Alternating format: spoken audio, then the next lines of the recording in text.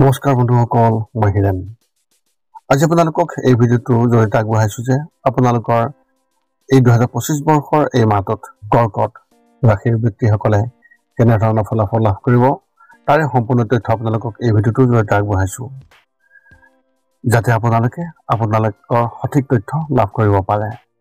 প্ৰথমে মোৰ এই চেনেলটো আপোনালোকে ছাবস্ক্ৰাইব কৰি থ'ব, যাতে মোৰ পিছৰ ভিডিঅ'বিলাক আপোনালোকে সহজে লাভ কৰিব পাৰে। লগতে মোৰ ভিডিঅ' যদি ভাল লাগে তেন্তে লাইক আৰু শ্বেয়াৰ কৰিব, কমেণ্ট কৰি আপোনালোকৰ মনোভাৱ প্ৰকাশ কৰিব। এতিয়া আহোঁ মূল বিষয়লৈ। আজি আমি জানিম এই 2025 বৰ্ষৰ এই মাহটোত সম্পূৰ্ণ ৰাশিফলৰ বৰ্ণন। আমাৰ সকলোৰে মনত এটা কৌতূহল আছে যে আগন্তুক মাহটো আমাৰ বাবে কেনেকুৱা হ'ব। বহু ধৰণৰ প্ৰশ্ন আমাৰ মনত উদয় হয়, যেনে ব্যৱসায় বা চাকৰিৰ ক্ষেত্ৰত অগ্ৰগতি হ'বনে নহয়, বা কিবা নতুন প্ৰত্যাহ্বানৰ সন্মুখীন হ'বলগীয়া হ'ব নেকি, এনেধৰণৰ বহুতো প্ৰশ্ন। সেয়েহে আপোনালোকক এই ভিডিঅ'টোৰ জৰিয়তে ৰাশি আৰু ৰাশিফলৰ ওপৰত ভিত্তি কৰি ৰাশিফলৰ ওপৰত বিভিন্ন গ্ৰহ আৰু নক্ষত্ৰমণ্ডলৰ প্ৰভাৱ আৰু গতিবিধিৰ বিষয়ে অধ্যয়ন কৰিছোঁ। এই কথা মনত ৰাখি আমি আপোনালোকক এই 2025 বৰ্ষৰ এই মাহটোত ৰাশিফলৰ মতে সঠিক মূল্যায়ন কৰিছোঁ, যাতে আপোনালোকে সেই অনুসৰি প্ৰস্তুতি চলাব পাৰে। আপোনালোকে এই ভিডিঅ'ত আপোনালোকৰ পৰিয়াল, আৰ্থিক, কেৰিয়াৰ, শিক্ষা, প্ৰেম আৰু স্বাস্থ্যৰ লগতে আৰু বিভিন্ন তথ্য আপোনালোকে এই ভিডিঅ'ত লাভ কৰিব। ইয়াৰ দ্বাৰা আপুনি জানিব পাৰিব যে আপোনাৰ ৰাশিফলৰ অনুসৰি কি কি প্ৰস্তুতি চলাব লাগিব। গতিকে আপোনাৰ ৰাশিফল অনুসৰি প্ৰস্তুতি চলাওক। অৱশ্যে আপোনালোকক এইটো জনা উচিত যে এই ভিডিঅ'টোত দিয়া যি তথ্য, এই তথ্য কোনো ব্যক্তি হিচাপে নহয়, ৰাশিফলৰ ওপৰত হোৱা যি প্ৰভাৱ, সেই প্ৰভাৱৰ বিবেচনা অনুসৰিহে এই ভিডিঅ'ত উল্লেখ কৰা হৈছে এই সকলোবোৰ তথ্য। গতিকে এনেদৰে আপুনি আপোনাৰ জীৱনত ঘটিব পৰা সকলো কথাৰ তথ্য লাভ কৰক। গতিকে কোনো পলম নকৰাকৈ এতিয়া আমি এই 2025 বৰ্ষৰ এই মাহটোত যি ৰাশিফলৰ বৰ্ণন, সেই ৰাশিফলৰ বৰ্ণন আপোনালোকক আগবঢ়াবলৈ আগবাঢ়িছোঁ। সৰ্বপ্ৰথম স্বাস্থ্যৰ ক্ষেত্ৰত ফলাফল এনেধৰণৰ। এই মাহত আপোনাৰ স্বাস্থ্যৰ বাবে নক্ষত্ৰমণ্ডলৰ স্থিতি বৰ ভাল নহয়। অত্যাধিক শ্ৰম আৰু ভাগৰুৱা হোৱাৰ বাবে আপুনি সাধাৰণ দুৰ্বলতা আৰু আনকি স্নায়ুজনিত বিকাৰৰ অৱস্থালৈ আহিব পাৰে। কাৰ্যকলাপৰ এটা নতুন সময়সূচী সৃষ্টি কৰক, যি আপোনাৰ ব্যৱস্থা প্ৰণালীক অপ্ৰয়োজনীয়ভাৱে জোৰ নিদিব। আপুনি এনে সূচীক জোৰকৈ মানি চলিব লাগে। যদি আপুনি তেনে নকৰে তেন্তে আপুনি নিজেই দুখী হ'ব। ইয়াৰ উপৰিও বাত বিষৰ দৰে দীৰ্ঘদিনীয়া ৰোগৰ বাবে যিকোনো ধৰণৰ ধাৰা অতি সাৱধানে চিকিৎসা কৰিব লাগিব, কাৰণ ই আটাইতকৈ বেয়া হোৱাৰ সম্ভাৱনা আছে। সাৱধান হওক, কাৰণ আগন্তুক কঠিন সময় আহিব পাৰে। বিত্তৰ ক্ষেত্ৰত ফলাফল এনেধৰণৰ। এই মাহত আপোনাৰ সন্মুখত নক্ষত্ৰমণ্ডলৰ অৱস্থান অনুকূল নহয়। এইদৰে আপোনাৰ আৰ্থিক সম্ভাৱনাৰ বিষয়ে বিশেষ একো নাই। আপোনালোকৰ বেছিভাগৰেই সাধাৰণ আত্মবিশ্বাসৰ অভাৱ হ'ব, যিয়ে আপোনাৰ উদ্যোগ লোৱাৰ ক্ষমতা বিৰূপ প্ৰভাৱ পেলাব। ইয়াৰ ফলত এক নিৰ্দিষ্ট পৰিমাণৰ স্থবিৰতাৰ সৃষ্টি হ'ব। বিনিয়োগ আৰু নতুন উদ্যোগ আৰম্ভ কৰাৰ বাবেও পৰিৱেশ অনুকূল নহয়। সেই হিচাপে এনে যিকোনো পৰিকল্পনা পিছৰ অধিক অনুকূল সময়ৰ বাবে পিছুৱাই দিব লাগে। লেখক, কবি আনসকলৰ বাবে ভাল হ'ব, কিয়নো এই মাহত দূৰদৰ্শিতা অতি সহায়ক হ'ব পাৰে। ক্ৰীড়াৰ ক্ষেত্ৰত ফলাফল এনেধৰণৰ। এই মাহত আপোনাৰ পেছাদাৰী জীৱন উন্নত কৰাৰ কোনো শুভ চিন নাই। আপুনি বহুত ভ্ৰমণ কৰিব, কিন্তু গোটেই যাত্ৰাটো প্ৰায় অৰ্থহীন হ'ব আৰু ফল দিবলৈ ব্যৰ্থ হ'ব। যদিও আপুনি পশ্চিম দিশত কিছু পৰিমাণে উপকৃত হ'ব পাৰে। ব্যৱসায় হওক বা চাকৰিৰ এই ক্ষেত্ৰতেই হওক, সহকৰ্মীসকলৰ সৈতে হোৱা গুৰুতৰ বিবাদৰ সন্মুখীন হোৱাৰ পৰা বিৰত থাকিব লাগিব। ধৈৰ্য ধৰিব আৰু বিপদত নিজৰ পথ বিচাৰি উলিয়াব লাগিব। আপোনাৰ কৰ্মৰ দুঃসাহসিক পদ্ধতি হ'ব পাৰে বিপদৰ এক অন্তৰ্নিহিত উপাদান। এইটো আন এটা ক্ষেত্ৰ য'ত কিছু প্ৰতিৰোধমূলক কাৰ্যৰ প্ৰয়োজন হ'ব। আপুনি কঠোৰ পৰিশ্ৰম কৰিব, কিন্তু ইয়াৰ ফলত আপোনাৰ পৰিকল্পিত লক্ষ্যত উপনীত হ'বলৈ ব্যৰ্থ হ'ব, কাৰণ পৰিস্থিতি অনুকূল নহয়। শিক্ষাৰ ক্ষেত্ৰত ফলাফল এনেধৰণৰ। এই মাহটো আপোনাৰ শিক্ষাৰ সম্ভাৱনাৰ বাবে অতি উপকাৰী হ'ব, কিয়নো নক্ষত্ৰমণ্ডলৰ স্থিতি অনুকূল। ইলেক্ট্ৰিকেল ইঞ্জিনিয়াৰিং, ইলেক্ট্ৰনিক্স, ঔষধ, বিশেষকৈ অস্ত্ৰোপচাৰৰ ছাত্ৰ-ছাত্ৰীসকলে তেওঁলোকৰ ক্ষেত্ৰত অতি উন্নত প্ৰদৰ্শন কৰিব বুলি আশা কৰিব পাৰি।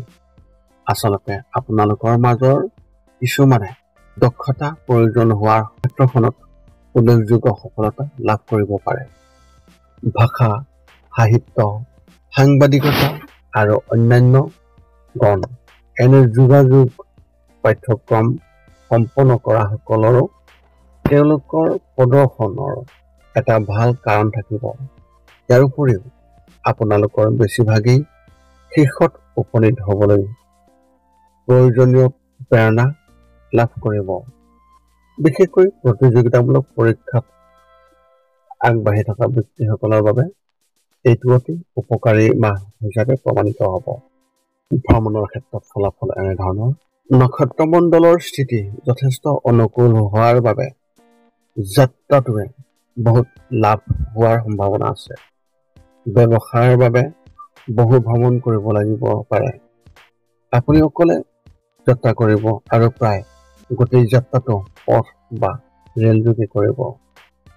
এই প্ৰচেষ্টাসমূহত আপুনি নিজৰ উদ্দেশ্য সম্পূৰ্ণৰূপে লাভ কৰাত অতি সফল হ'ব। ইয়াৰ বাহিৰেও আপুনি মজাৰ বাবে অৰ্থাৎ ফূৰ্তিৰ বাবেও যাত্ৰা কৰিব। যিসকল লোকে অধিক দুঃসাহসিক অভিযান ভাল পায়, তেওঁলোকে কথা বতৰা বা আন যিকোনো অভিযানলৈ যাব পাৰে। পৰিয়ালৰ সৈতে বন্ধৰ দিন কটাবলৈ অতি সুখকৰ হ'ব। ইষ্ট ডাইৰেকশ্যন আটাইতকৈ অনুকূল হ'ব। পাৰিবাৰিকৰ ক্ষেত্ৰত ফলাফল এনেধৰণৰ। এই মাহত আপোনাৰ পৰিয়ালৰ বাবে কিবা এটা কাৰণত ভুল হ'ব পাৰে, কাৰণ এই মাহটো আপোনাৰ নক্ষত্ৰমণ্ডলৰ পৰিস্থিতি আপোনাৰ বাবে ইমান অনুকূল নহয়।